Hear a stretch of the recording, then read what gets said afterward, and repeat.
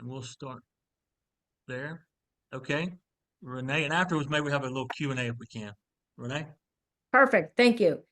So our speaker today is Dr. Ken Frank, and he holds a JD in law from the University of Colorado and a master's in conflict resolution from Columbia College.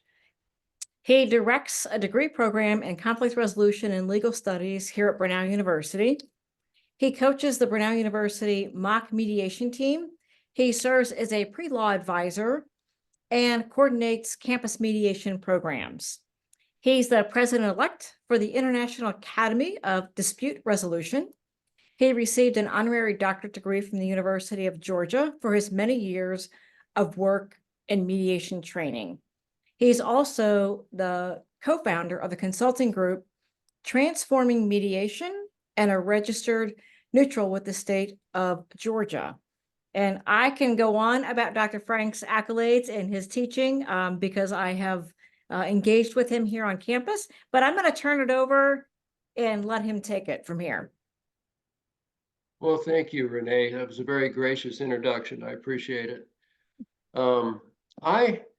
I thought I would talk about a topic that I believe is going to make an impact, and that is the marginalization of women peacemakers. And so we're gonna take a little trip into the world of international negotiation and peacemaking and see what's happening along the way. So there's my intro page, and Renee's already taken care of that already. So let's move on to what we're going to talk about today. I've given you a brief roadmap for today's presentation. We're going to talk about the omission of women in peace talks, some of the current peace talks and the lack of inclusion and what that means. And we're going to look at some cases that included women.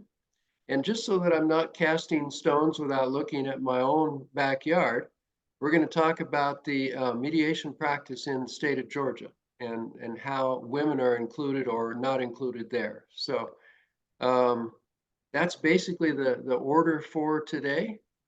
And I'm just going to kind of move through some material here.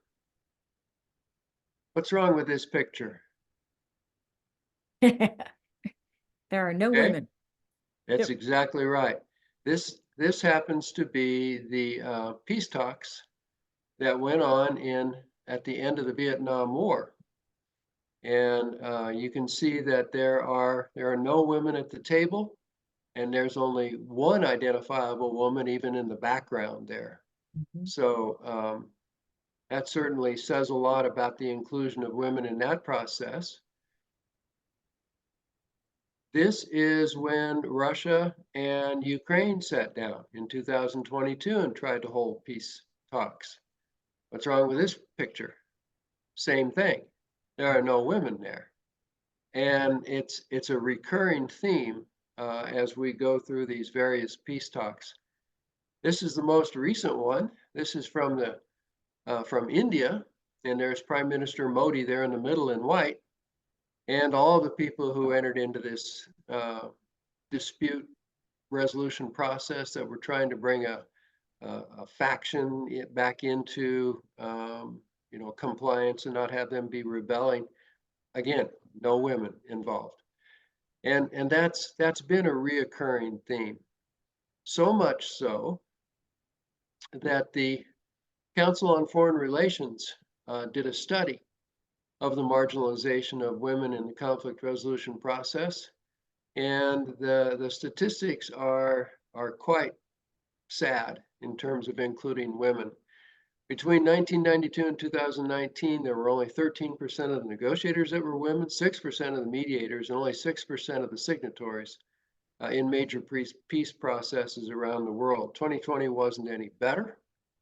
And you can see the numbers there. Now there are virtually no women involved in any continuing Afghan negotiations, and none with these other groups either. And so there's currently only one peace process that's led by a woman chief mediator, and that just happens to be the status of things in the world. Excuse me just a minute. I have a dog that has decided to join me. me see if I can get her. All right, maybe she's going to be quiet now. Maybe not. We like dogs. Well, I do too, but this one needs to be quiet right now. I'll be right back. I have had that happen myself. Yep.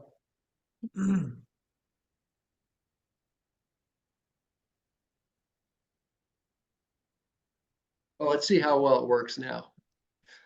So you can see the marginalization of women in the peacemaking process, and not only statistically is it significant, but as the Council on Foreign Relations pointed out, there's a growing body of research and some case studies of current and past peace processes that reveal how women's participation contributes to reaching lasting peace agreements. And there's a slide coming a little later that shows that if you involve women in a peace arrangement, it tends to last at least 15 years longer than if you do not. And so if we're trying to reach peaceful settlements of disputes, this really isn't the way to go. The continued failure to include women overlooks a strategy that responds more effectively to security threats around the world. And who bears the brunt of war and violence anyway? I mean, it's mostly women that bear the brunt of that. And so here we're leaving out the very people that should be involved in working toward peaceful solutions of these kinds of problems. This area has an interest to me. First of all, you all probably recognize I teach at a women's university, and some of the work that Renee alluded to is working with a lot of young people around the world in teaching mediation and conflict resolution. Just got back from about 2 weeks in Lithuania. We were working with a group of students there from basically all over the world. We had students there from India and from Singapore, and from many of the European countries and the US. And we're trying to teach usually law school students, but also undergraduate students, trying to teach them about some of these concepts of peace. It's interesting, we find a lot of women students that are interested in conflict resolution and peace, and we hope that they have the opportunity to build a resume that will allow them to step in some of these leadership roles that we're looking at. So we're hoping that we can, from grassroots up, kind of cure this situation. Let's look at some examples of peace talks that included women and why they tended to work better. First one is Ireland. Many of you remember the Good Friday Agreement. And on the 20th anniversary of that thing, they brought a group of the women together that had really pushed the negotiators into reaching an agreement with, across the religious divide between the Catholics and the Protestants that were bombing and killing each other in Northern Ireland. Well, the women actually provided a lot of the impetus to get to this agreement, and there were women at the table. In fact, almost an equal number of men and women were at the table in securing that agreement. And the upshot of it is we've gone now 24 years, something like that, and we haven't had a major outburst of activity in that area. And the idea is that if you involve women and get them as part of the group that's establishing the peace, because they are the most dramatically affected, they have a lot of stake in the outcome, and they work hard toward it. This is another interesting one. Y'all remember the horrible violence in Rwanda. And basically about 1 million of the total population of 8 million was killed in that violence. The level of violence there was unbelievable. And it was primarily, the ones that died were primarily men.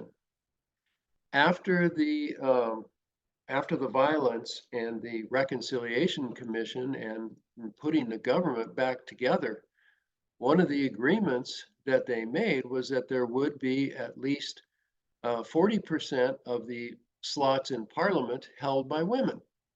Interestingly enough, women have run in open elections, and today, 64% of the seats in parliament are held by women. It's the highest percentage of women in any country that have seats in parliament. Rwanda has turned out to be one of the more stable nations in Africa, and it's remarkably corruption-free. Life expectancy in just the time since the violence has risen 10 years, from 48 to 58. And there's now compulsory education for boys and girls, and there's an equal number of girls that are going to school in the secondary level. And women are active in all sectors of this nation, including business. And the reason that Rwanda is where it's at today is because of the involvement of women. And I thought Swanee Hunt, who has visited this area many times, she was a longtime ambassador for the United States to various countries. She came up with what I thought was a really good summary of why this works so well. She said, when women are included, and they get to help set this agenda for peace, and it works with preventing conflict, stopping it, or as in Rwanda, recovering from it. Women make literally all the difference in the world. And she has a background of trying to solve some of these disputes, and I thought her comments were particularly appropriate. Now let's look at one more successful use of women in the peacemaking process, and that's Liberia. I don't know if any of you have ever seen the documentary video that Abigail Disney put together called Pray the Devil Back to Hell. It is a documentary about the efforts of women who reached across religious lines, Christian and Muslim, and they actually forced Charles Taylor out of the presidency, or I guess presidency is a little generous of the term. He was a dictator. And all of the warlords and so forth that were jockeying for a position, they actually forced most of them out too. And Pray the Devil Back to Hell really documents the work that Lema Gui and others did on behalf of the peace group. These women were incredibly brave. They went out and did mass demonstrations right where Charles Taylor and his thugs would drive by every day. They all wore white shirts to show their solidarity. When the peace talks were going on in Accra, they literally went into the hotel and forced the delegates to stay there and negotiate. They formed human chains where they hooked arms and wouldn't let the delegates out. They had to go up and get in front of some windows because delegates were jumping out of the windows so they wouldn't have to talk to each other. It was a real demonstration of solidarity by these women that reached across religious lines, age lines. There were young women and older women involved in this. They were just really tired of seeing their children in this war situation that existed in Liberia. Well, after they got the peace agreement signed, their activism continued and led to the election of the first democratically elected woman president in Africa, Ellen Sirleaf, who was also a Nobel Peace Prize recipient. Incidentally, in the history of the Nobel Peace Prizes, there have been 9 women who've been awarded the Peace Prize. And again, it shows the underrepresentation of women in that process, but it also shows that now we're starting to recognize some of the roles of women, because most of those recipients have been in the last 20 years. So, here we have the first democratically elected president in a country in Africa. It was because of the women's activism. And they took a major role in negotiating for their children. They talked about it a lot, that this was for the benefit of their children and grandchildren. And that's a view that women seem to bring to the peace table that other groups do not as effectively. Well, before I started throwing stones at the world, I thought I ought to look at what's going on in Georgia. And so I had the Georgia Office of Dispute Resolution pull some statistics for me. I'm a as Renee said, I'm an approved neutral in the state of Georgia. I do mediation work. And the GODR was very forthcoming with it. You can't find it on the website, but I have a good relationship with the director, and she pulled together these statistics for me. And I thought this was really interesting. Out of the total number of registered neutrals in the state, there are more females than males by over 400. In terms of general civil practice, the number of females is greater than the number of males, again, by about 450. And the number of males registered in domestic relations practice, divorce, mediations, is, it's almost, the number of females is almost double the number of males. And so what we're finding out is that if women are given the opportunity to do this kind of work, they tend to gravitate to this kind of work in Georgia.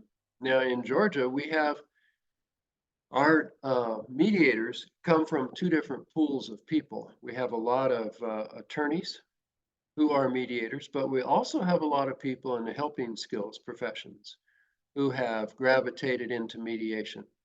And both groups, though, are represented by a lot of women who believe that, building bridges and finding peaceful outcomes to these things is far better than doing the kind of litigation that's necessary to end these cases. And I found that out when I was in practice too. I gravitated to mediation. I'm going to tell my age here. I started mediating clear back in the 1980s. And the thing that drove me to mediation was the dissatisfaction every time I came out of a contested case in the courtroom. It seemed as if no one was happy, particularly with domestic work. My client wasn't happy, the other side's client wasn't happy, and neither were the two attorneys that had done this work. And yet, when we were finally allowed to do some mediation, and the only mediation we were allowed to do at that time was post-decree modifications. And the parties who wanted to change some of the terms of their divorce decree would come and meet with a group called Transitions, and we'd pair a legal professional with a mental health professional and make the kinds of changes that they wanted, circle it back through their attorneys if their attorneys were still involved, and then send it to the judge. I watched people leave these meetings that were happy with the outcome. And it's very simple. It's because they had a say in it, and it wasn't just handed to somebody else to decide it for them. And so this idea of having a voice and being involved is really important for all these peacemaking and peacekeeping processes, including mediation. So we've had some proposals internationally for making sure that women get included. According to a 2015 report by the Institute for Peace, when women do not participate, and they're holding out 3 examples here where women were not part of the peace process, the durability of those peace deals decreases by 15 years. And it seems to me that if you want to have lasting peace in a ongoing dispute, you need to get to the women that are most involved and have them be part of the solution rather than put them to the side and not value their input. Well, the United Nations recognized this back in the year 2000. And this is the big piece of UN resolutions that gets cited in almost every one of these processes to bring women into the peacemaking process. Security Council Resolution 1325 flat out says that member states are to increase the representation of women at all decision-making levels, national, regional, international, and to increase their numbers in the mechanisms for the prevention, management, and resolution of conflict. So the United Nations recognized the necessity to have women involved, and they have an agency that is responsible for carrying out that inclusion mandate, and that's the Department of Political and Peacebuilding Affairs. Unfortunately, the DPPA has not been as successful as the UN would have hoped. And they try to bring in women to the peacemaking processes, but as you saw from the work done by the Council on Foreign Relations, that just hasn't happened a lot in the past 15, 20 years. So the idea behind the DPPA is to increase the meaningful participation of women into peacemaking, conflict prevention, and peace building. There are other examples of how women have gotten involved in peacemaking. There's some great stories out of Nepal. One of the most recent ones is the involvement of women in South Sudan in trying to reach peace in that very war-torn area. I don't pull it up and use it as an example because we don't know the durability of it yet. It's too recent. And we're not sure if that peace is going to hold or not. But the whole idea is we need to involve everyone in the peace building, peacemaking process, and particularly women because of their disproportionate impact in that. Well, let's look at one of the current conflicts that's out there. Interestingly enough, there is a sizable peace movement in Israel and a sizable peace movement in among the Palestinian people. If you go on their website, Women Who Wage Peace, the WWP, is a very interesting group in Israel. It has 45,000 Israeli members. It's the largest grassroots peace movement in Israel. And they have a really good collaboration with the Women of the Sun, which is the Palestinian women's peace movement. Interestingly enough, a week before Hamas came across into Israel and caused all the havoc that they did, these two organizations had a joint peace march. And they were working together and trying to resolve some of the problems that exist between Israelis and Palestinians. And boy, this whole thing got cut off at the knees because of the Hamas incursion into Israel and the subsequent response by Israel.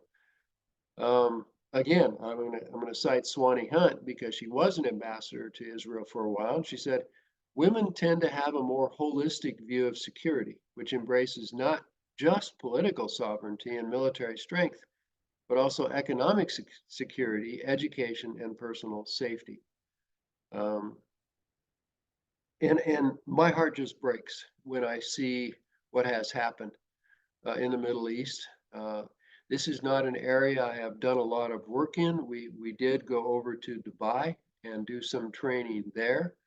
The area that's really has broken my heart is the problem between Russia and Ukraine, because we made 2 trips to Ukraine, teaching students both from Russia and from Ukraine and other areas about conflict resolution tools. And you know, that has not gone as well as it could have, because those young people are not in positions of power yet, but they did build bridges with one another.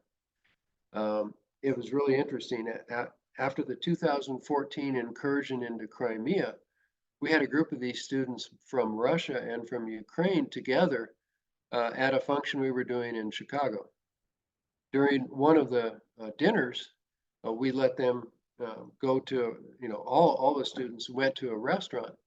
And it was fascinating. The Ukrainian students and the Russian students chose to sit at a table eating barbecue in Chicago. Well, that interested me because of the fact that their 2 countries were at war after that incursion into Crimea. And I walked over to them, sat down, I said, this is an interesting table. These are the Ukrainian students and the Russian students. Don't you have a problem with the fact that your 2 countries are at war? And they looked at me like I was, completely silly. And they said, that's not our people. That's just our governments. And I thought, what wisdom from these young people that they could figure out that it's not the people of Ukraine that the Russians hate, or the people of Russia that the Ukrainians hate. It's the fact that the governments are not cooperating and working with each other. So, conclusions for this, for me, are that we have to try to follow that UN security resolution and involve more women in peacemaking processes around the world and get their input and their ability to bridge across religious and other divides that keep people apart.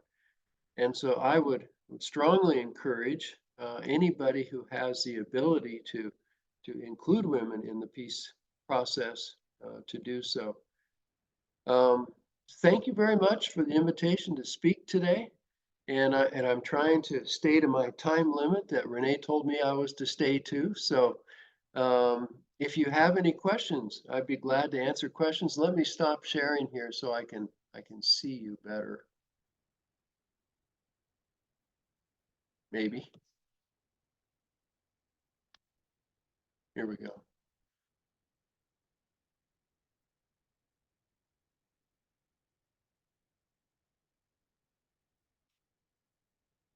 All right, now I can There see you you go. all better. There we are. That was Any- fantastic. Well, thank Yeah, you. very interesting. I do want to open up for questions. And I'll follow up maybe at the end. I just got back from Bosnia 2 weeks ago, so this like really hits on a point of some things that I was able to experience. So I do want to open up. Anybody have a question for Dr. Frank? I'm just curious, as you think about the environments where women have been involved versus many, many, many more where they haven't, what in the culture or in the environment has kind of facilitated women's involvement in mediation in the peace process? From the ones that have used women and brought about peace, the common thread is the women's organizations themselves, who have reached across whatever divide is there, be it religion or whatever else, and they have become a force in moving peace processes forward. That happened in Liberia and Ireland and Rwanda. The women themselves organized in such a way. And I was hoping that maybe the extensive organization that the Palestinian women and the Israeli women had would push that issue to a better outcome, but it certainly hasn't. It may, but it hasn't yet. Thank you for that question. Yeah, so it seems like one thing is building, on the back end, building strong women's organizations. Yeah, gotta have that capacity. Yeah, and and kind of fostering those skills would be an important precursor. It is. It is. Thank you. Any other questions? Yeah, Ken, how did you get into the international mediation and negotiation field? Well, I started out working with the students in doing these mediation competitions. And the organization that initially offered these mediation competitions was the American Mock Trial Association. You may be familiar with AMTA. And some of us that were involved in AMTA were, unhappy with the overly competitive environment of AMTA. And we got together and decided, let's do a different process. Let's do a mediation competition. And I've been involved in this thing ever since it began back in the year 2000. I took a team to the first tournament that was ever offered by any international organization on mediation. And as this caught on in the US, we started getting a lot of interest from other countries as well. And the group that was working in AMTA spun off and formed the International Academy for Dispute Resolution. And that's the group that I am currently as president-elect and will be president of for the next 2 years, starting in June. And so now we are involved in a lot of international training of mediators. And you know, we're somewhat limited by language because all of our tournaments and training are held in English, but it's interesting, the language of international mediation is English. So we we have us and the Canadians have managed to convince everybody that they need to speak English and be able to work in this arena. But there are competitions all over the world now, and those competitions, there's a big one coming up in Paris in a week that the ICC holds. And that competition is always held in Paris. The difference between one of the big differences between ICC and the competitions that are held by the International Academy of Dispute Resolution is that we require the students to be mediators too, as part of their competition. The ICC has professional mediators come in. So actually it's more of a negotiation competition than it is a mediation competition. And our next tournament, major tournament, is the law school tournament, which will be held in March at Loyola Law School in Chicago. And we now hold this tournament every other year in the US and every other year at a site outside the US. Wow. So that's how we brought in so many international people. Oh, thank you. I've got a question just regarding the development of capacity and as these groups grow and become more involved, what are you seeing as their barriers? Are there common barriers as they continue to in these different settings for these women? Yeah, the biggest barrier is lack of recognition. They just don't get recognized. And until they become large enough or vocal enough, or in the case of Liberia, troublesome enough, they just don't get recognition. And that's the biggest barrier that they have.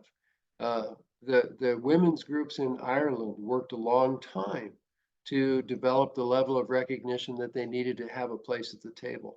And that's the biggest barrier that they have. And it really takes some persistent leadership, some brave leadership to step out and move this process forward on behalf of women.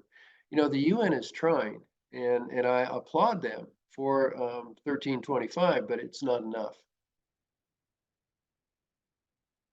I have a follow-up question too on this because I was having this conversation last week with someone. And do you see in examining and learning and having relationships with women peace builders that there's a common characteristic among these individuals that from group to group that you see that really keeps them motivated?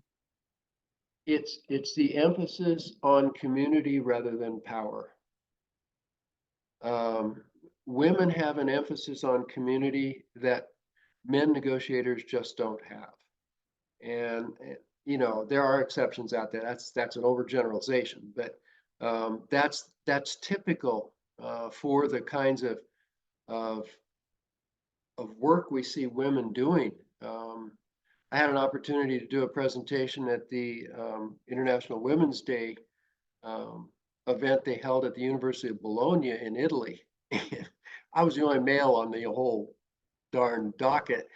And I think the reason was that it is really important for women to understand that they just need to continue to network and work together and build a capacity for these processes to occur.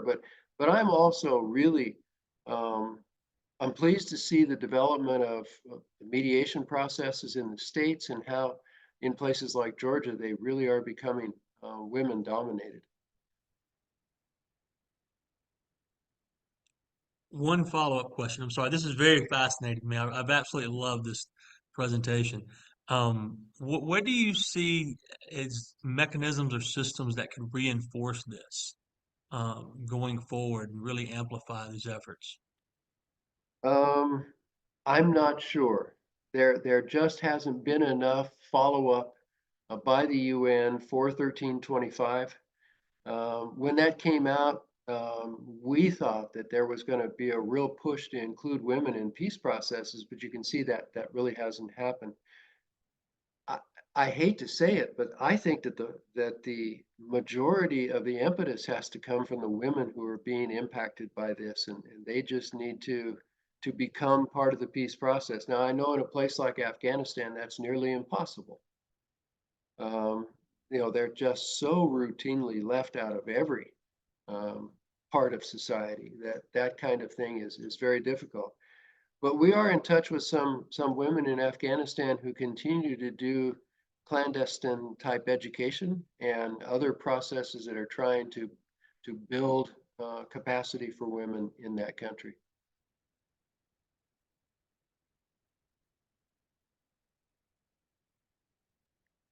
Other Well, thank you. questions? Thank you very much for inviting me to this.